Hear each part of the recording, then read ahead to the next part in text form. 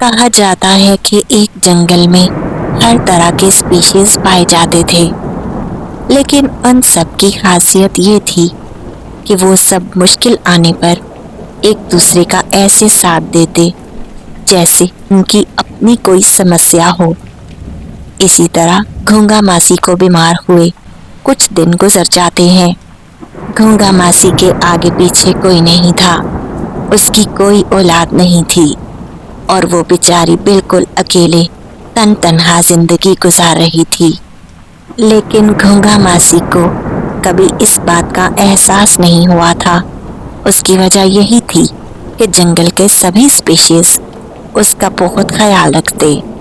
ان دنوں جنگل میں بارشیں چل رہی تھیں اور تیز بارش کے کارن سبھی اسپیشیز اپنے اپنے گھروں میں دبک کر بیٹھے تھے۔ یہی وجہ تھی کہ گھونگا ماسی کے گھر کوئی نہیں آیا تھا۔ 2 سے 3 دن گزر جاتے ہیں۔ ہائے اور ابا، میرا سر بہت بھاری ہو رہا ہے، پتہ نہیں یہ سب کب تک چلے گا، بہت طبیعت خراب ہو رہی ہے میری۔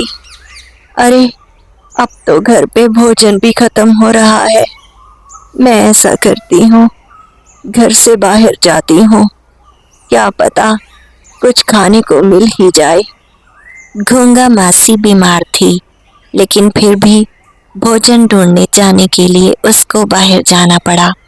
جیسے ہی گھونگا ماسی رینگتی ہوئی گھر سے باہر نکلتی ہے تو اچانک تیز بارش ہونے لگتی ہے۔ ارے یہ بارش کہاں سے آ گئی؟ ارے میں تو بڑی مشکلوں سے گھر سے نکلی ہوں، پتہ نہیں اب یہ بارش کب تک چلے گی۔ ایسا کرتی ہوں یہیں کہیں آس پاس تھوڑا انتظار کر لیتی ہوں۔ گھونگا ماسی نے اپنے آس پاس دیکھا تو اس کو چھپنے کے لیے کوئی جگہ نظر نہیں آئی، کیول ایک بڑا سا پتا دکھ رہا تھا۔ گھونگا ماسی نے اسی پتے کے نیچے پناہ لینا ضروری سمجھا۔ اب گھونگا ماسی انتظار کرنے لگتی ہے اور تھوڑی دیر کے بعد بارش بھی رک جاتی ہے۔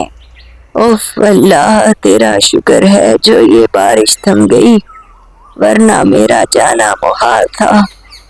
اب میں جاتی ہوں اور بھوجن ڈھونڈ کر لاتی ہوں۔ گھونگا ماسی چل پڑتی ہے اور رینگتے رینگتے وہ ایک پل پر پہنچ جاتی ہے۔ وہ پل کراس کر رہی تھی اور پہلے سے زیادہ بیمار لگ رہی تھی۔ ہائے ہائے ہائے، میں مر گئی، آج تو مجھ سے چلا بھی نہیں جا رہا، اس منہ بخار کو بھی ابھی ہونا تھا۔ ارے پتہ نہیں صبح سے کیوں میرا جسم درد کر رہا ہے۔ گھونگا ماسی خود سے ہی باتیں کرتی ہوئی جا رہی تھی۔ اچانک اس کو چکر آتے ہیں اور وہ پل سے نیچے ندی میں گر جاتی ہے۔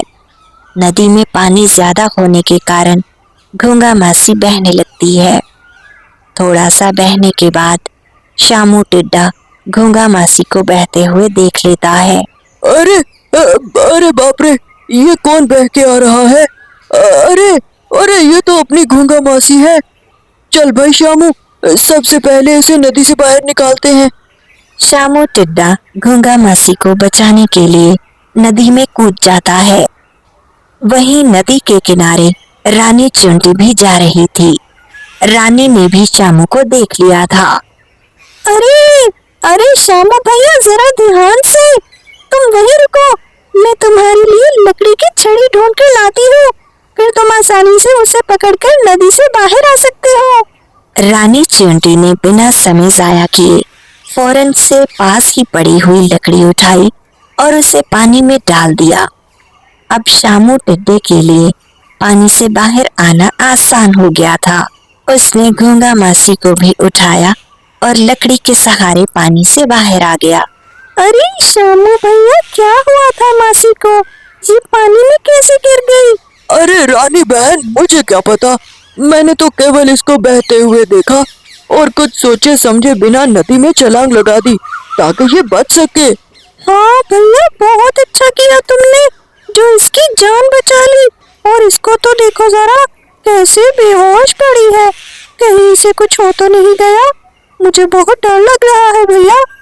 گونگا ماسی کو دیکھ کر شامو بھی تھوڑا پریشان ہو جاتا ہے، کیونکہ وہ بالکل بے سدھ اور بے ہوش پڑی تھی۔ اس کے ساتھ اتنی بڑی قیامت گزر گئی اور اسے خبر تک نہیں ہوئی۔ وہ ابھی بھی بے ہوش تھی۔ ارے رانی بہن، یہ تو سچ مچ میں بیمار ہے اور بے ہوش بھی ہے، اس کو تو ہوش ہی نہیں آ رہا۔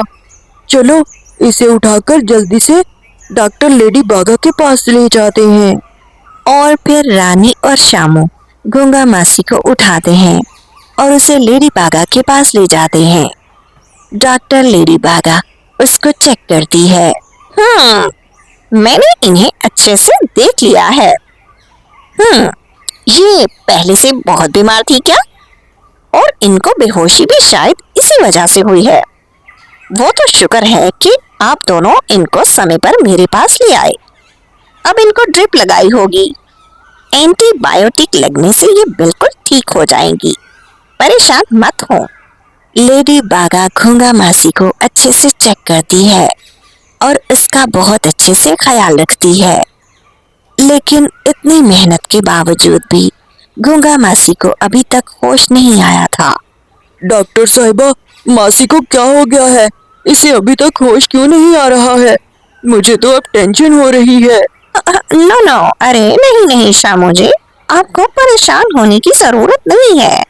ہم نے خود ان کو تھوڑی سکون کی انجیکشن دی ہے۔ بس ایک دن اور صبر کر لیں، پھر یہ بالکل ٹھیک ہو جائیں گی۔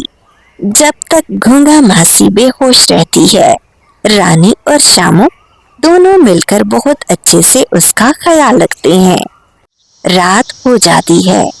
ارے شامو بھیا، اب بس بھی کرو، تھوڑا سا تو ریسٹ کر لو۔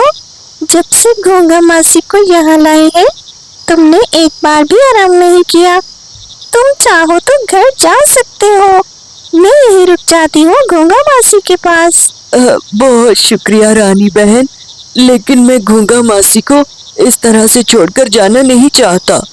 کوئی بات نہیں، جہاں اتنا صبر کیا ہے، ایک دن اور سہی، میں بھی یہی رکوں گا تمہارے ساتھ۔ رانی اور شامو دونوں گونگا ماسی کے پاس رک جاتے ہیں۔ دونوں نے وہیں پر ہسپتال میں ہی رات گزاری۔ صبح ہو جاتی ہے اور گونگا ماسی کو ہوش آ جاتا ہے۔ پانی، ارے پانی، ارے کوئی ہے؟ ماسی کی آواز سنتے ہی رانی کی آنکھ کھل جاتی ہے۔ ارے گونگا ماسی، کیسی ہو تم؟ میں ابھی تمہیں پانی دے دیتی ہوں۔ رانی نے ماسی کو پانی پلایا۔ تب تک شامو بھی اٹھ چکا تھا۔ ارے مجھے کیا ہو گیا تھا اور میں یہاں ہسپتال میں کیا کر رہی ہوں؟ کیا میں بہت بیمار ہو گئی تھی اور تم دونوں مجھے یہاں کیسے لے کر آئی؟ لو بھلا ماسی، تم یہ بات کر رہی ہو اور یہاں 3 دن سے ہمارا جاگ جاگ کر برا حال ہے۔ وہ تو تم ہمیں بتاؤ کہ تمہیں کیا ہوا تھا۔ میں نے تو کیول تمہیں ندی میں سے ڈوبتے ہوئے نکالا تھا۔ یہ سب سنتے ہی گونگا ماسی یاد کرنے لگتی ہے کہ اس کے ساتھ کیا ہوا تھا۔ ارے ہاں میرے بچوں، مجھے یاد آیا، میں اس دن بہت بیمار تھی اور مجھے بھوک لگ رہی تھی۔ میں بھوجن کی تلاش میں گھر سے نکلی تھی اور وہیں پل پر سے گزرتے ہوئے شاید میں بے ہوش ہو گئی تھی۔ ابھی وہ سب آپس میں باتیں کر ہی رہے ہوتے ہیں کہ اتنے میں ڈاکٹر لیڈی باغا بھی آ جاتی ہے۔ ارے گونگا جی، کیسی ہیں آپ؟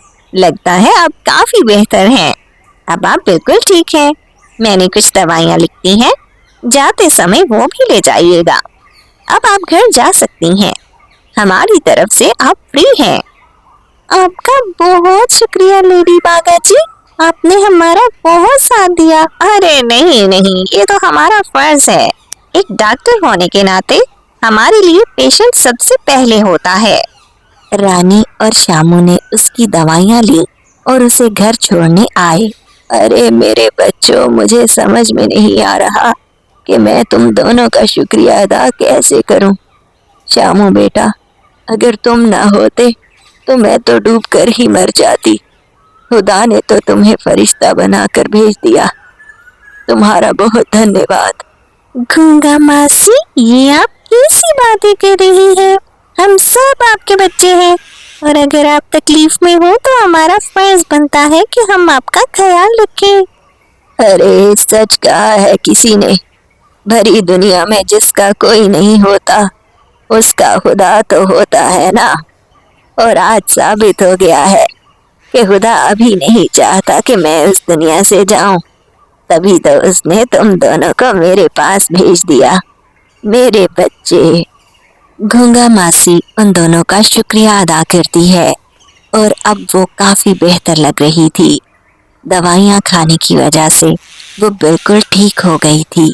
رانی اور شامو واپس اپنے اپنے گھروں کو چلے جاتے ہیں۔ تو دوستو، کیسی لگی آپ کو ہماری کہانی؟ اس چھوٹی سی کہانی سے ہمیں یہ سیکھ ملتی ہے کہ ہمیں اپنے آس پاس دیکھ لینا چاہیے۔ اگر کوئی مجبور اور لاچار ہو اور وہ بیمار بھی ہو تو ہمیں سب سے پہلے اس کی مدد کرنی چاہیے، اور جتنا ممکن ہو سکے اس کا خیال رکھنا چاہیے۔